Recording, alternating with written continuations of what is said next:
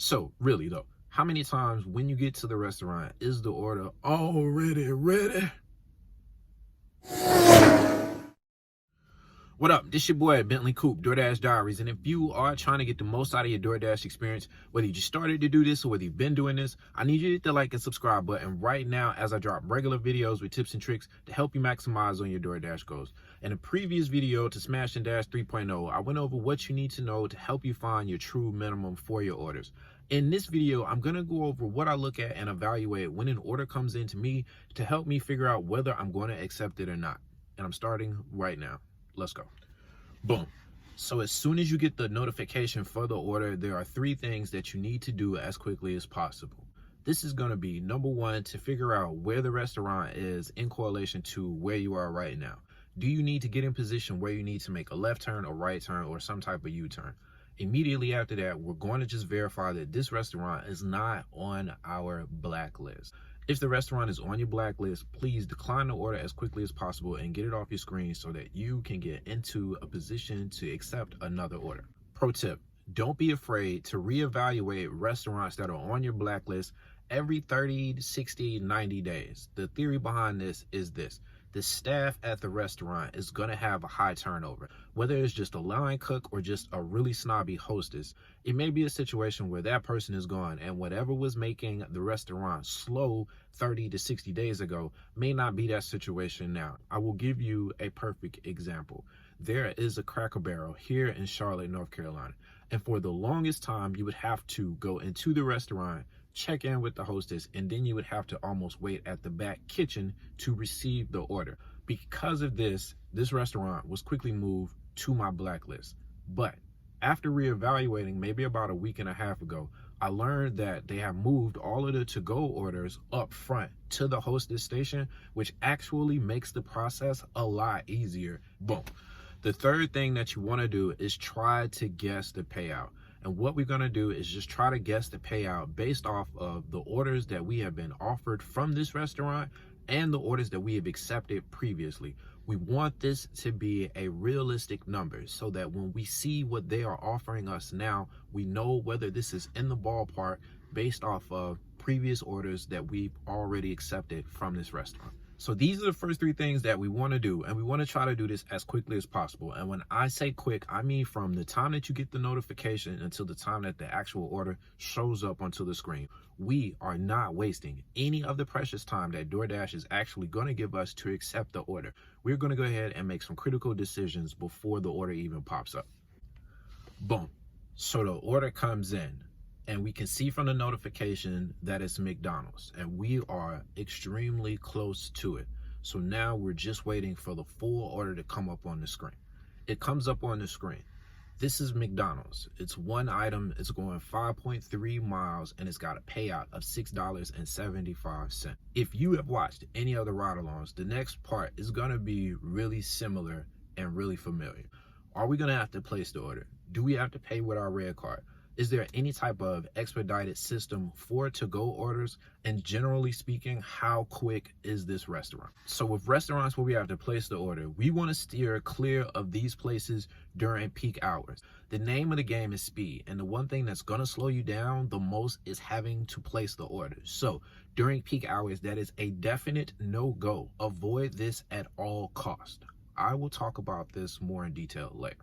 So do they currently have an expedited system for to-go orders? Basically, is the order already sent to the restaurant? Do they already have the order when you accept it so that they can start working on it as you're approaching? Out of the last 3, 5, 7 times that you have accepted orders from this restaurant, how many times did they actually have the order ready when you got there? Hold up. How did I miss that? How many times when you got there was the order already ready? Already ready? Stupid. No, seriously. Out of the last 5 to 7 times that you've accepted orders from this restaurant, when you get there, is the food already done? And if it's not, how often do you have to wait? How long do you have to wait? And how well do they handle a rush? Because everybody is bound to have it. No restaurant is dead forever. There are going to be times where they get extremely busy, and how they handle that is a definite indicator of whether we should accept the order or not. So you get the order, you have to pay with your red card, but they're already working on the order and they are pretty quick. Yes, we're going to go ahead and accept that. If this is a situation where you have to pay with your red card, and let's say, for example, they're very similar to Chick-fil-A where they don't really start on the order until you get there, or they're already starting on the order, but they're not going to release it until the pickup time, and you have to pay with your red card, this would be a situation where I would definitely decline that order. There again, the name of the game is speed. And the only other thing that's going to slow you down more than having to place the order is having to pay for the order at a slow restaurant. So DoorDash tells you whether you have to use your red card or not, but on iOS, and I'm not sure about Android, they don't tell you whether you actually have to place the order or not. So you need to be aware of this, and you need to make a mental note of the restaurants where you do have to place the order, so you know not to accept those orders.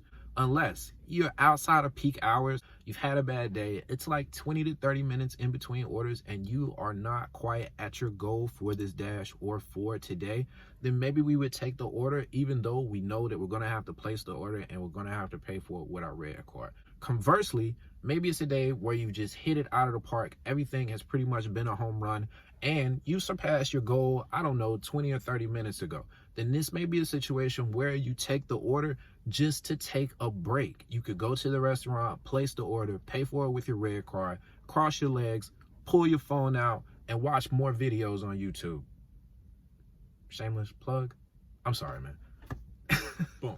But no, seriously, this may be a situation where you just want to take a break, maybe make a couple phone calls, catch up on some emails, or just enjoy some fresh air. So what we've just done is analyze the restaurant, and we want to try to do this again as quickly as possible within the first 5 to 10 seconds that the actual order comes up on the screen and we have all of the details.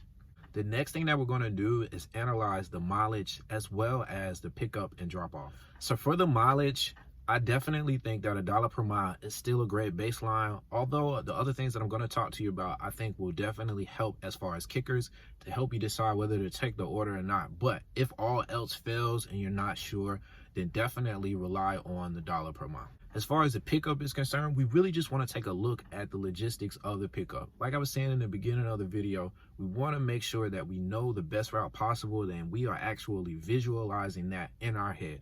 Is there going to be any construction? Is there going to be any traffic?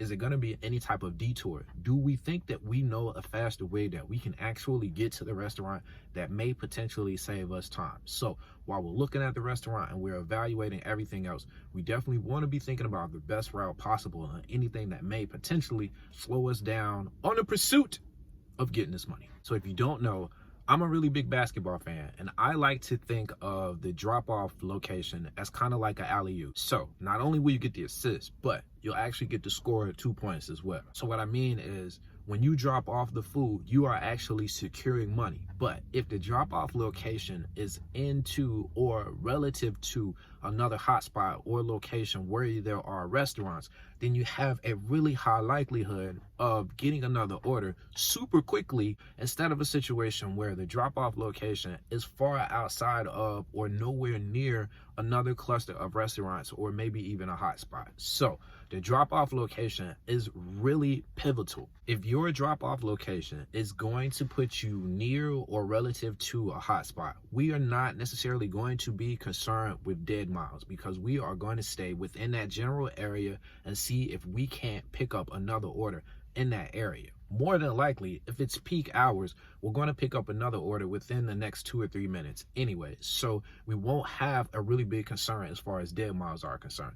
But if you accept the order and it sends you to the outskirts of your zone, or there again to an area where there aren't any restaurants, there is no hotspot, no cluster of restaurants, then we definitely want to consider the time and distance that it's going to take us to get back to a hotspot or somewhere that we can get to where we can accept orders. So the order comes in, McDonald's, 1 item, 5.3 miles, $6.75.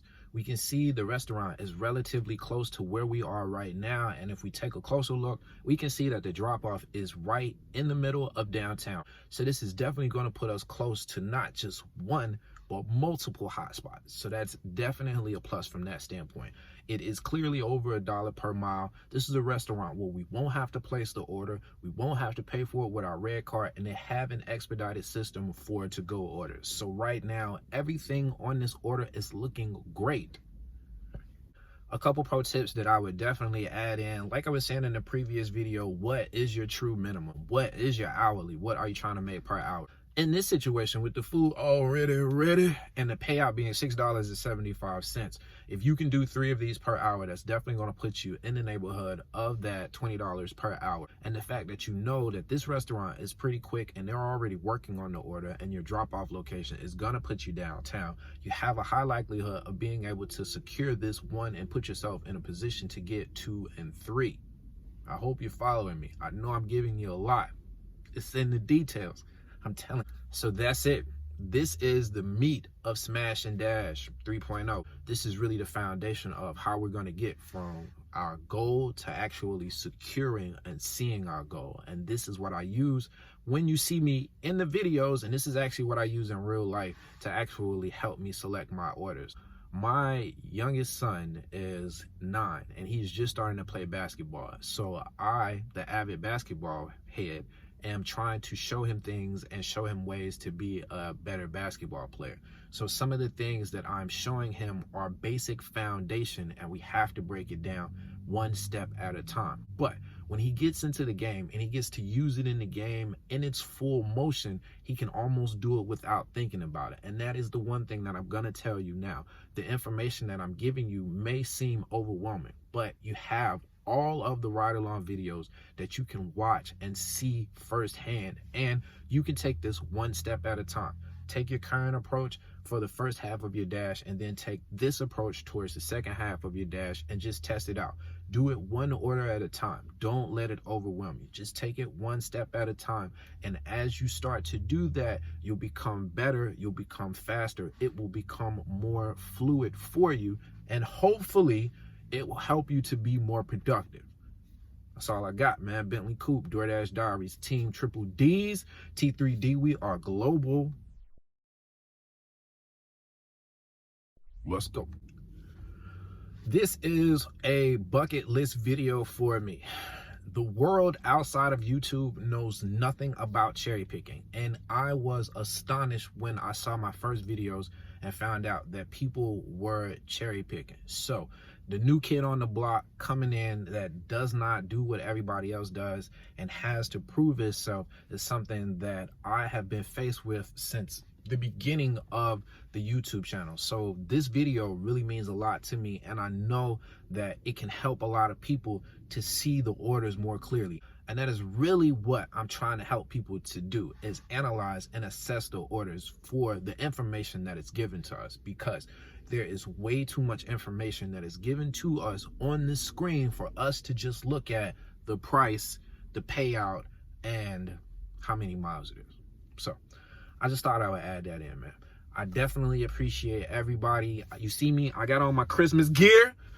See my shirt? See my shirt? Yeah, baby. Happy holidays to everybody.